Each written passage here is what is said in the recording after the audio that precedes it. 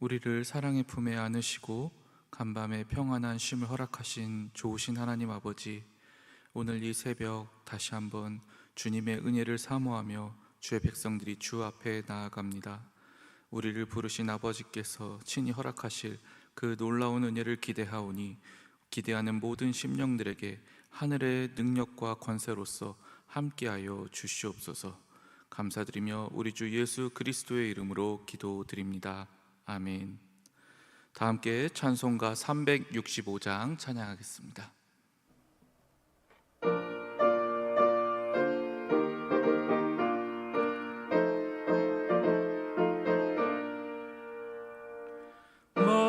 마음속에 근심 있는 사람 주 예수 앞에 달려오라. 슬픈 마음 있을 때라도 주 예수께 아뢰라. 주 예수 앞에 달려오라. 주 우리의 친구니 무엇이나 근심하지 말고 주 예수께 아뢰라. 눈물 나며 깊은 한숨 쉴 때 주 예수 앞에 달려오라. 은밀한 죄 내게 있더라도 주 예수께 아뢰라. 주 예수 앞에 달려오라. 주 우리의 친구니 무엇이나 근심하지 말고 주 예수께 아뢰라. 괴로움과 두려움 있을 때 주 예수 앞에 달려오라. 내일 일을 염려하지 말고 주 예수께 아뢰라. 주 예수 앞에 달려오라. 주리의 친구니 무엇이나 근심하지 말고 주 예수께 아뢰라. 죽음 앞에 겁을 내는 자여, 주 예수 앞에 달려오라. 하늘나라 바라보는 자여, 주 예수께 아뢰라. 주 예수 앞에 달려오라. 주리의 친구니 무엇이나 근심하지 말고 주 예수께 아뢰라. 오늘 우리에게 주시는 하나님의 말씀은 시편 74편 12절에서 23절 말씀입니다. 생명의 삶은 90페이지입니다. 오늘 말씀을 제가 봉독하도록 하겠습니다. 하나님은 예로부터 나의 왕이시라. 사람에게 구원을 베푸셨나이다. 주께서 주의 능력으로 바다를 나누시고 물 가운데 용들의 머리를 깨뜨리셨으며 리워야단의 머리를 부수시고 그것을 사막에 사는 자에게 음식물로 주셨으며 주께서 바위를 쪼개어 큰 물을 내시며 주께서 늘 흐르는 강들을 마르게 하셨나이다. 낮도 주의 것이요 밤도 주의 것이라. 주께서 빛과 해를 마련하셨으며 주께서 땅의 경계를 정하시며 주께서 여름과 겨울을 만드셨나이다. 여호와여, 이것을 기억하소서. 원수가 주를 비방하며 우매한 백성이 주의 이름을 능욕하였나이다. 주의 맷비둘기의 생명을 들짐승에게 주지 마시며 주의 가난한 자의 목숨을 영원히 잊지 마소서. 그 언약을 눈여겨보소서. 무릇 땅의 어두운 곳에 포악한 자의 처소가 가득하나이다.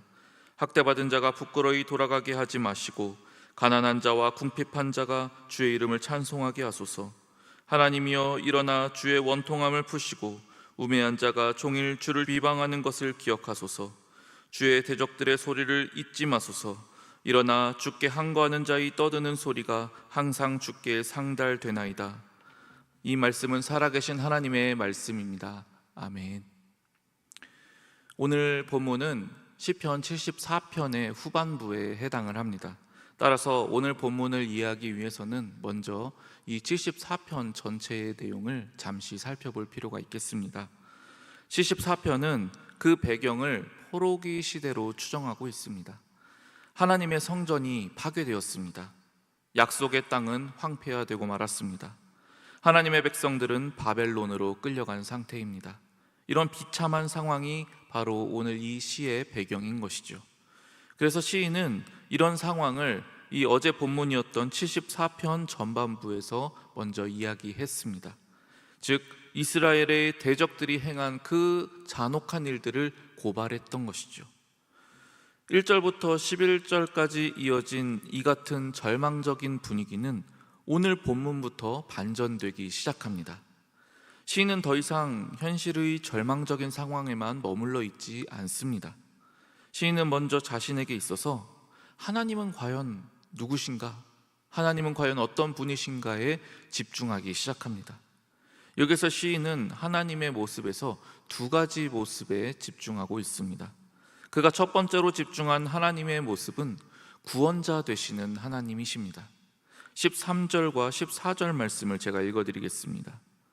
주께서 주의 능력으로 바다를 나누시고 물 가운데 용들의 머리를 깨뜨리셨으며 리워야단의 머리를 부수시고 그것을 사막에 사는 자에게 음식물로 주셨으며.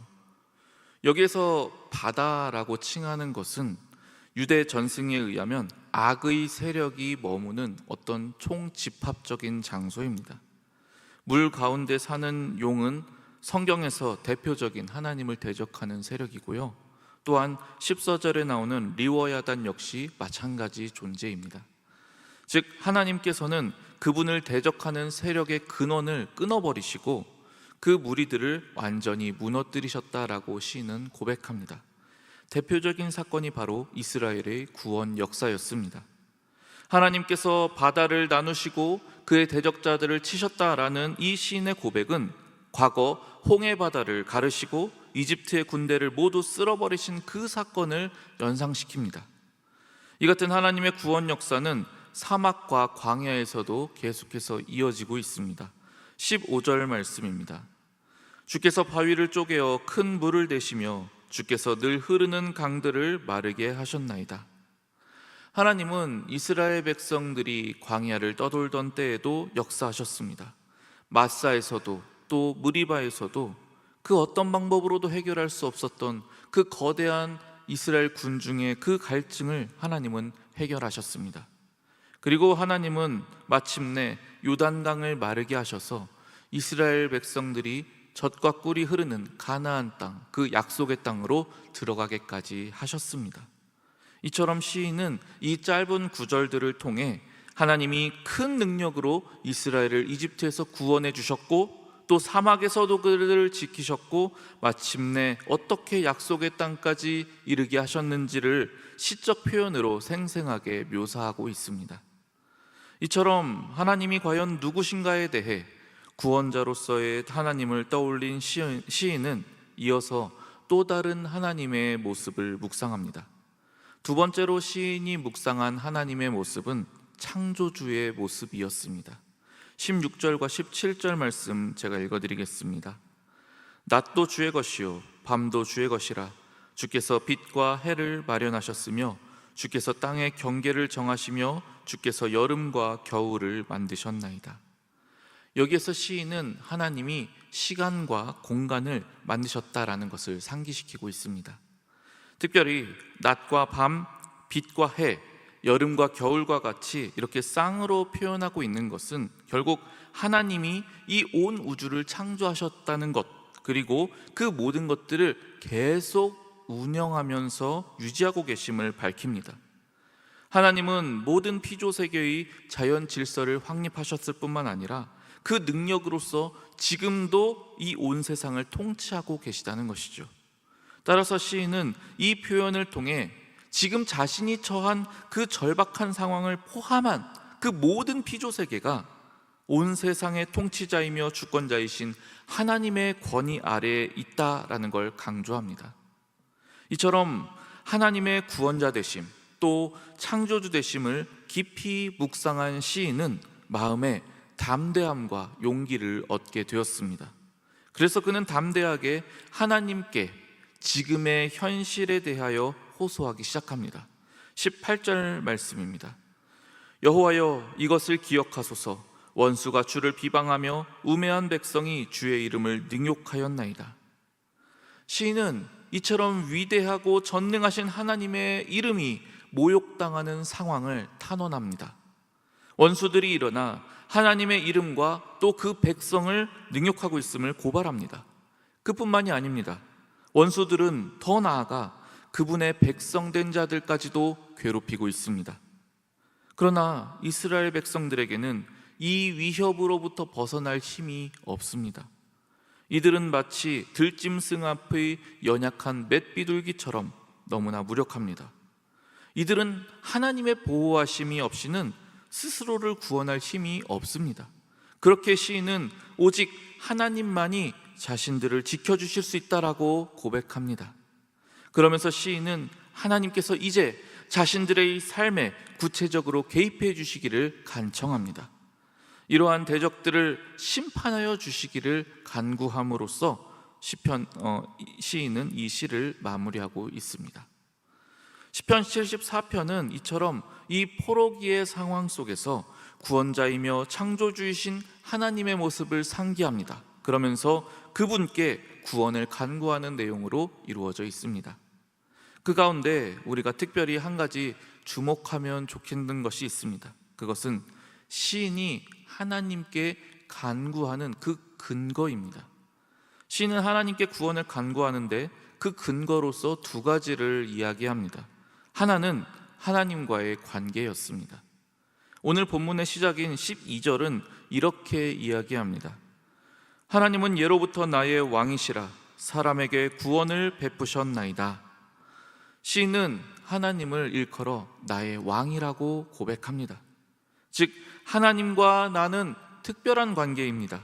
그리고 그 하나님은 나의 주권자가 되십니다 라는 뜻이죠. 그런데 이 특별한 관계가 시작된 시점이 중요합니다. 이 관계는 본문에 말한 것처럼 예로부터 이미 시작된 관계입니다. 시인의 입장에서는 이스라엘과 하나님의 관계가 창조 이후 혹은 출애굽 사건 이후로부터 바로 오늘 이 시점까지 계속 이어져 왔다라는 것을 강조하고 있습니다. 하나님은 자신에게 속하게 된 자들을 결코 가볍게 여기지 않으시는 분이십니다. 스가랴 2장 8절 말씀을 제가 읽어드리겠습니다. 만군의 여호와께서 이같이 말씀하시되 영광을 위하여 나를 너희를 노약한 여러 나라로 보내셨나니 너희를 범하는 자는 그의 눈동자를 범하는 것이라. 하나님께서는 그분의 백성을 건드리는 자는 곧 자신의 눈동자를 범하는 것으로 여기겠다고 말씀하십니다. 하나님의 백성이 아무리 미약해 보일지라도 그들의 주권자는 전능자이신 하나님이십니다. 따라서 원수들이 그 어떤 이유로든 간에 이스라엘을 건드렸다, 그것은 곧 하나님 자신에게 대적한 것으로 간주하신다는 겁니다. 시인은 바로 이 사실을 정확하게 알고 있었습니다. 그렇기에 그는 담대하게 이 모든 원수들의 악행을 고발하며 그분의 구원을 간구했던 것이죠. 그리고 또 한 가지 시인이 하나님께 간구하는 근거가 나옵니다. 그것은 바로 그분의 언약입니다. 20절 말씀 읽어드리겠습니다. 그 언약을 눈여겨보소서. 무릇 땅의 어두운 곳에 포악한 자의 처소가 가득하나이다. 여기서 시인이 언급하는 언약은 과거 출애굽 사건 당시 이스라엘과 하나님 사이에 맺어진 언약을 말합니다. 시내산 언약이라고 불리는 이 약속은 이스라엘은 하나님의 백성이 되고 하나님은 이스라엘의 하나님이 되시는 약속입니다. 이스라엘은 이처럼 하나님의 언약 백성이 되었기 때문에 하나님은 그들을 말씀으로 지키시겠다라고 약속해 주셨습니다. 그들이 하나님께 간구할 때에는 반드시 그들의 그 소리를 들으시겠다라고 약속해 주셨습니다. 그리고 시인은 바로 이 약속을 근거로 삼아 지금 담대하게 하나님께 간구하며 나아가는 것이죠.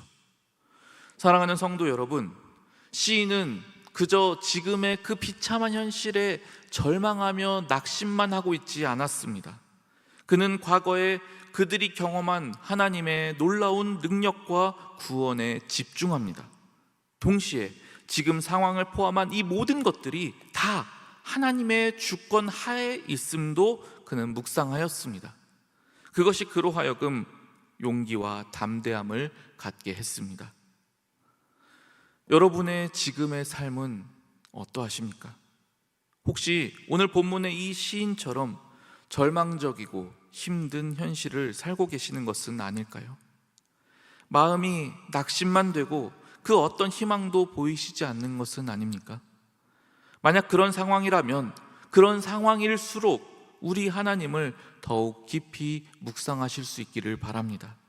그분은 이 본문 속 이스라엘을 위해서만 위대한 일을 행하시지 않았습니다. 그분은 바로 저와 여러분의 삶 가운데에도 이미 위대한 일을 이루어 오셨습니다. 그분의 능력의 손이 저와 여러분을 붙잡고 계셨기에 우리는 오늘 이 자리까지 올 수 있게 되었습니다. 돌이켜보면 우리의 삶 그 어느 한순간도 하나님의 은혜 아닌 것은 없었습니다. 비록 지금의 현실이 너무 어렵고 또 괴롭게만 느껴지지요. 하지만 이때 아주 잠시만이라도 눈을 감고 가만히 생각해 볼 수 있기를 바랍니다. 하나님께서는 이미 우리를 위하여 행하셨던 그 놀라운 구원의 역사들을 우리의 마음 가운데 생생히 떠올려 주실 것입니다. 그 하나님이 여전히 우리와 함께 하십니다. 그 하나님이 예수 그리스도를 통한 이 놀라운 언약으로 우리의 아버지가 되어주고 계십니다. 그 하나님이 지금도 여러분을 위하여 이 놀라운 능력의 손을 펼치고 계십니다. 그러므로 우리도 오늘 시편의 저자를 따라서 우리도 한번 해보았으면 좋겠습니다. 하나님께서 나를 위하여 행하셨던 그 놀라운 일들을 묵상하는 것 말입니다. 그리고 그 가운데 지금도 우리를 떠나지 않으시겠다 약속하셨던 그 약속의 말씀들에 집중하는 것입니다. 무엇이든지 구하라고 말씀하셨던 그 말씀에 의지하여 주님께 간구하며 나아갔으면 좋겠습니다. 그럴 때 우리의 마음을 뒤덮는 그 어떤 두려움과 염려도 다 사라져버리고 하나님께서 행하실 놀라운 구원을 기대하게 될 것입니다. 이와 같은 놀라운 은혜 가운데 오늘 하루도 승리하실 수 있기를 간절히 소망합니다. 함께 기도하겠습니다. 모세가 백성에게 이르되 너희는 두려워하지 말고 가만히 서서 여호와께서 오늘 너희를 위하여 행하시는 구원을 보라. 너희가 오늘 본 애굽 사람을 영원히 다시 보지 아니하리라. 여호와께서 너희를 위하여 싸우시리니 너희는 가만히 있을지니라. 온 땅의 창조주가 되시며 우리의 구원자가 되시는 하나님, 삶의 고난이 우리의 마음을 짓누를 때 우리는 가만히 서서 하나님을 묵상합니다.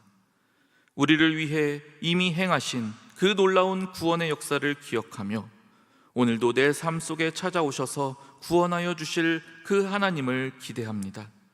그 어떤 문제도, 그 어떤 상황도 하나님 앞에서 힘을 쓸 수 없는 줄 믿사오니 우리의 연약한 믿음을 붙잡아 주시고 우리의 삶에 개입하여 주시사 주님의 구원을 이루어 주시옵소서. 피정 가운데 계신 허요한 담임 목사님을 성령으로 충만하게 하시어 참된 회복을 경험하게 하여 주옵소서.